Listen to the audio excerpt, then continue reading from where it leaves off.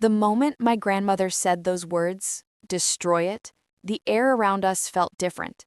Even the rain seemed to hesitate, as if it too was waiting to see what would happen next. Her old cane tapped once against the porch floor, a soft sound, but somehow it carried more power than all the thunder in the sky. I stared at the locked door, the same door Mark and I had walked through side by side, hand in hand when we were newlyweds. The door I once considered the welcome home symbol of my marriage, but tonight it was a barrier. A line drawn between love and cruelty, between who I used to be and who I was becoming. Grandma stepped closer, lowering her voice but making every word razor sharp. Emma, when a man locks his wife outside in a storm, he's already chosen what kind of husband he wants to be. Now you must choose what kind of woman you'll be. Her words settled in my chest like fire. But Grandma, I whispered, my fingers trembling from cold and confusion. What if he's just angry? What if… No. Her voice cut through the rain like a knife. Anger is loud, cruelty is silent, and he chose silence.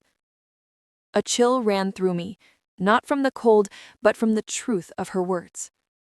I took a shaking breath. Then, what do I do? She gently lifted my chin. You stop waiting for a man who's shown you he has no intention of opening that door. My heart twisted. It was like she was speaking to a version of me I'd buried long ago, the strong version, the brave version, the version I thought Mark had slowly erased. I turned toward the door. Okay, I whispered. Okay. She handed me her cane, a heavy, solid thing made of carved oak. Hit it, she said softly. You're not breaking wood, you're breaking fear. My breath caught. Rain dripped from my eyelashes as I raised the cane, fear and anger swirling inside me like two storms at war. I swung. Crack! The cane slammed against the door, sending a sharp jolt up my arm. The sound echoed through the porch, louder than thunder, louder than my heartbeat. Inside the house, I heard movement. Finally, someone was listening. I hit the door again. Crack! Grandma nodded approvingly. That's it. Don't hold back now. I swung a third time. Crack! This time the porch light flicked on again, meaning Mark heard everything. And suddenly, the door opened. But not all the way. Just an inch. Just enough for Mark to look out, his face half hidden in shadow. What the hell are you doing? He hissed. I froze. My heart pounded so hard I felt it in my fingertips. Grandma stepped forward before I could answer. What she should have done the moment you locked her out like a coward. Mark's eyes widened at the sight of her, drenched, furious, and unafraid.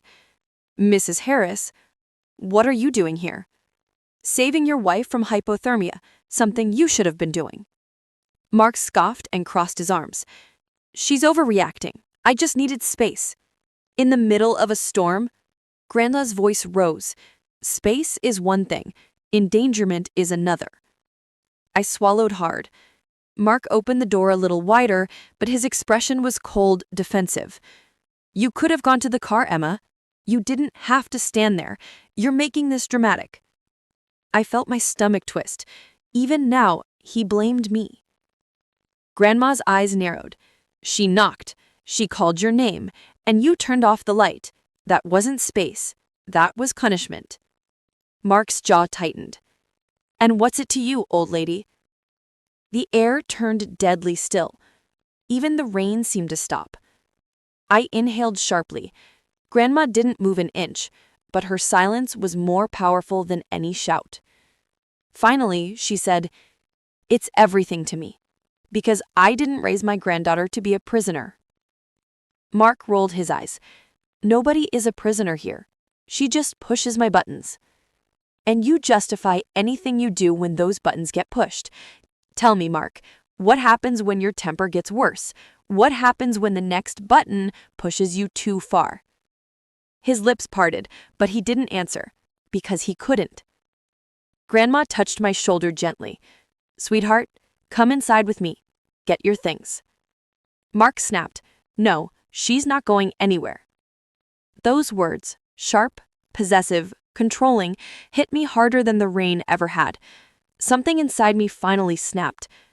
"Mark, I stood outside for almost an hour. You knew. You heard me." His eyes shifted. "Don't turn this into abuse," he muttered. "But it is," I said, my voice trembling but growing steadier. "You locked me out, in a storm, on purpose." He looked away. Grandma squeezed my hand. "Let's go."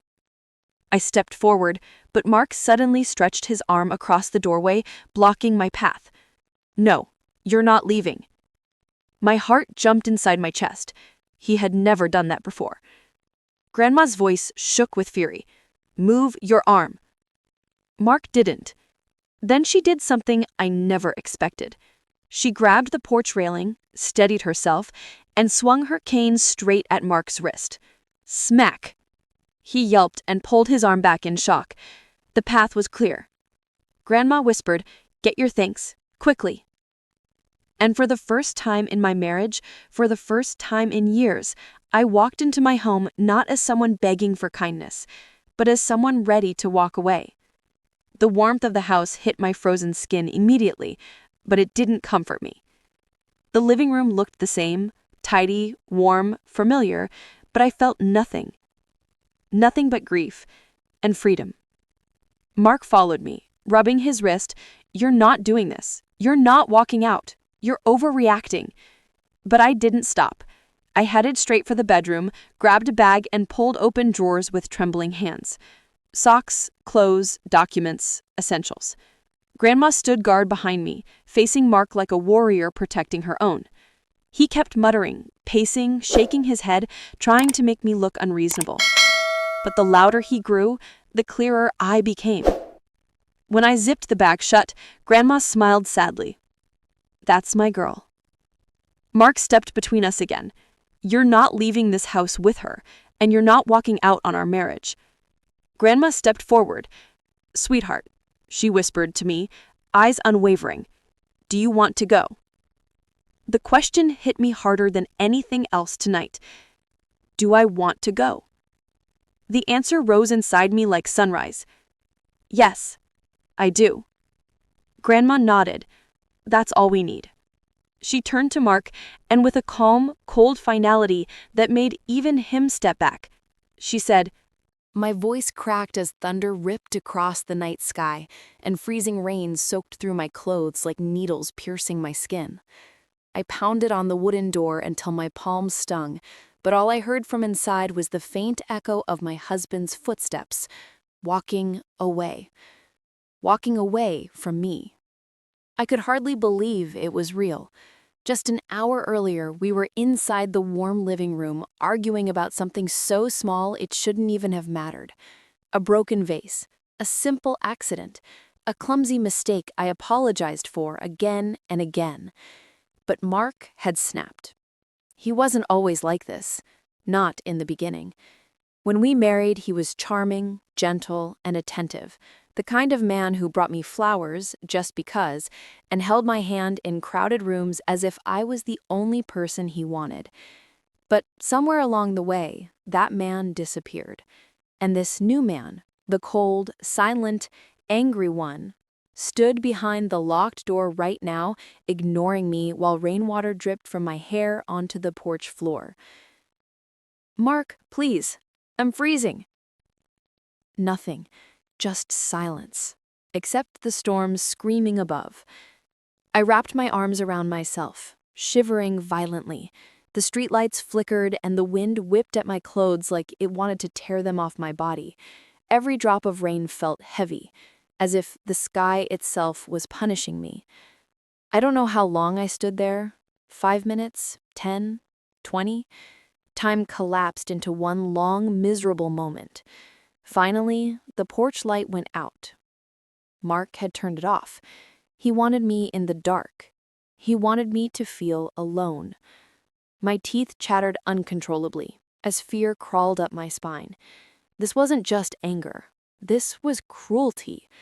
And yet, somewhere deep inside, a voice whispered, "If he does this now, What will he do next? Lightning struck nearby, and I jumped back instinctively. My shoes squelched in a puddle, completely soaked. The cold felt like it was sinking into my bones. I began banging on the door again, weaker this time. "Mark, please, let me in. I'm begging you." Still nothing. Just silence, except the storm screaming above. I wrapped my arms around myself, shivering violently, the fingers numb. My lips trembled. My clothes clung tightly to my skin, heavy with water. I felt so small, so unwanted, so disposable. Tears mixed with raindrops, and I couldn't tell which was which anymore. Just when I thought the night couldn't possibly get worse, a car engine hummed down the street. Headlights cut through the rain, growing brighter and brighter until the vehicle slowed in front of the house. My heart dropped. Please don't be one of Mark's friends. Please don't be someone who will laugh at me. The car stopped. The door opened. A familiar walking cane tapped the pavement rhythmically. My breath caught. Grandma. My grandmother. The only person whose love had never changed even when the world shifted beneath my feet. She was small, silver-haired, and walked slowly, but her presence was stronger than any storm raging around us. She wore her thick old raincoat, the one she bought 20 years ago and refused to throw away. The yellow hood framed her wrinkled face. When her eyes landed on me, shivering, soaking, curled against the wall like a stray animal, her expression transformed. No fear, no hesitation, but fierce, burning protectiveness. "Emma, what on earth? Come here, sweetheart." She hurried forward faster than I'd seen her move in years. She held my shoulders, pulling me up gently, but firmly. "You're freezing. My God, Emma, who did this to you?" I opened my mouth, but the words tangled in my throat. Grandma looked at the locked door, then back at me, and suddenly her entire face hardened. Not sadness, not confusion, anger. Cold, sharp anger. The kind that only comes from love. She reached into her coat pocket and took out the old spare key I'd given her months ago, just in case. But she didn't use it. She stared at the door like it personally offended her existence. Then she said something I will never forget. Something that made the storm suddenly feel quiet. With her voice steady and commanding, she pointed at the door and whispered, "Destroy it." I blinked. "Grandma?" She squeezed my hand. "You heard me, dear. Destroy this door. Destroy this moment. Destroy the fear he put in you. We're not standing out here begging any man to treat you like a human being." Her words were thunder themselves. Suddenly, the cold didn't feel as painful. Suddenly, I didn't feel powerless. I looked at the door again, and for the first time that night, something inside me shifted. It wasn't anger. It wasn't revenge. It was awakening. Grandma stepped closer, lowering her voice. "You can break this door, or you can break the cycle. Either way, we're not staying out here." For the first time that night, I felt warm. And I knew